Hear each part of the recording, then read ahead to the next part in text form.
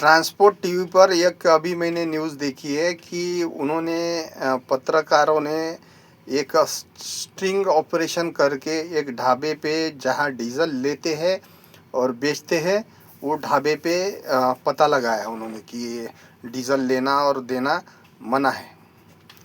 अब ये अब ये डीजल का मैटर होता कैसा है।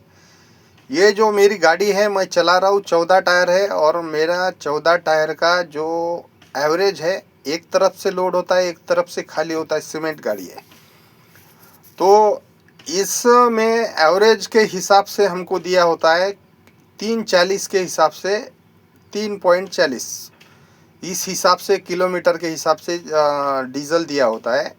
मान लो मेरे को 250 मिलता है तो 250 अगर लीटर डीजल मिला तो मैं क्या करता हूँ कि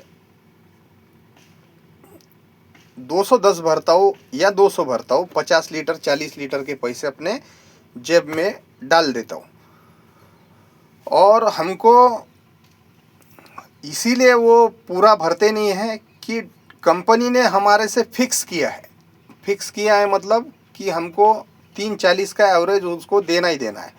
अगर 340 का नहीं निकला 330 का निकला या 3 का एवरेज आया कोई गाड़ी का तो वो हमारे खर्चे में से पैसा काट देगा। बोलेगा आपके अंक पे इतना डीजल हुआ है हमको पैसा ये कटा दो, ऐसे कंपनी बोलेगी और हर कोई कंपनी में ऐसे ही बोलते हैं।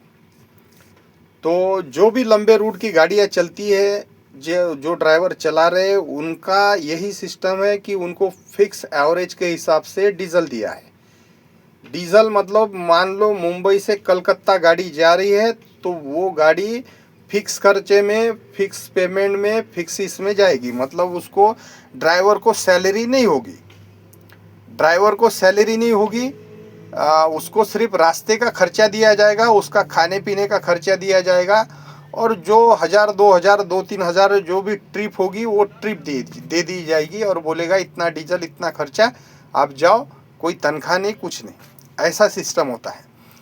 हमारे कंपनी में भी इतनी गाड़ियां हैं 4-5 हज़ार गाड़ियां हैं फिर भी सबका फिक्स अपना खर्चा होता है।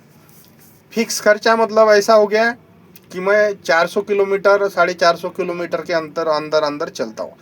आना जाना मान लो मेरा 800 हो गया तो 800 के हिसाब से मेरे को 3.40 के हिसाब से मेरे को डीजल मिल जाएगा। मान लो अगर 250 मिलता है मेरे को डीजल तो मैं 40-50 निकाल के रख लेता हूँ। मैं कम पंप पे ही कम भरता हूँ।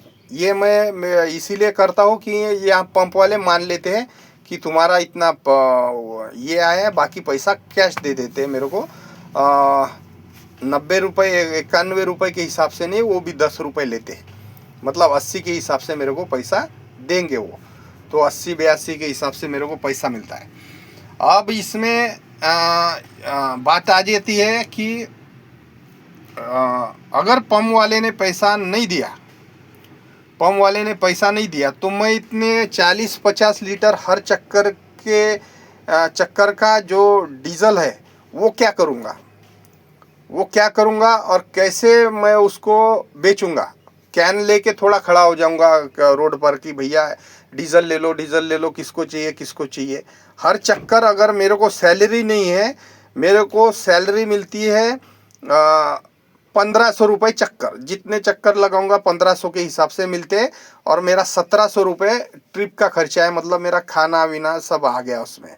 1500 रुपये उनके पास जमा रहते हैं। 1500 रुपये उनके पास मेरे 6 चक्कर लगे तो 1500 के हिसाब से मेरे को पैसे पूरे मिलते हैं। तो ऐसा सिस्टम है। 1500 के हिसाब से मेरे को सैलरी मिलती है 1500 रुपये चक्कर के हिसाब से और 1700 रुपये मेरे को खर्चे के लिए मिलते हैं। मतलब रोटी खर्चा, रोड का जो भी चिल्लर वगैरह खर्चा है वो 1700 रुपये मिलते हैं। अब वो ये 1500 और 1700 हो गए 3200 के हिसाब से अगर महीने की देखी जाए 6 ट्रिप तो इतने में परवड़ेगा क्या है। 18 मतलब 18 या 18,000 के आसपास हो जाते पैसे। 18-19 हज़ार 18-19 हज़ार में से खाना भी आ गया मेरा, वो तो 10,000 चला जाएगा। तो क्या मैं 9,000 में गाड़ी चलाऊँ क्या? तो ऐसा है। तो कई कंपनियों ने फिक्स कर दिया है ड्राइवर लोगों को डीजल खर्चा।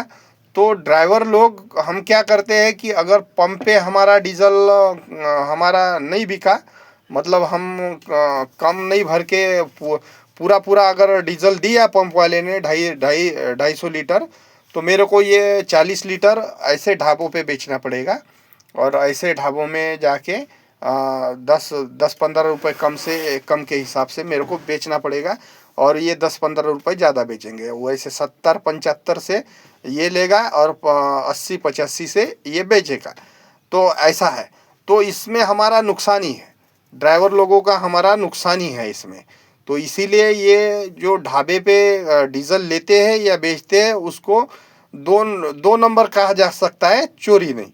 चोरी काय का, ये तो कंपनी ने दिया तो वो हमने कैसे भी करके पैसे लेने हैं। तो एक तरह से ये जो डीजल खरीदते हैं और बेचते हैं, ये ट्रक ड्राइवरों की मदद ही करते हैं ढाबे वाले।